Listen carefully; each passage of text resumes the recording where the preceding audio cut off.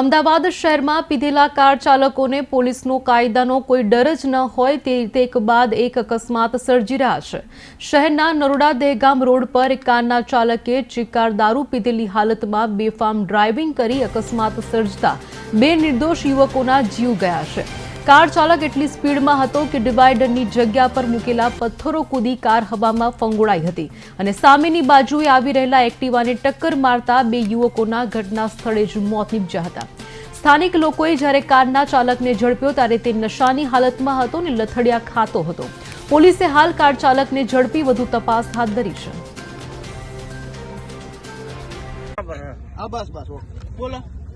બરાબર ગાડી ઠોકી આના મમ્મીની સાઈડ મારી ગાડી આવતી ને અને મમ્મીથી એક રોંગ સાઈડમાં ગાડી આવી છે ને એમાં મારા ડિવાઈડ ના ઉપર ચડી આ બાજુ આવી ગઈ ગાડી સીધી।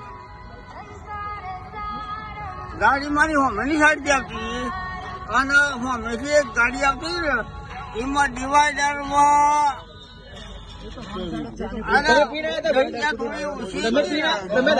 था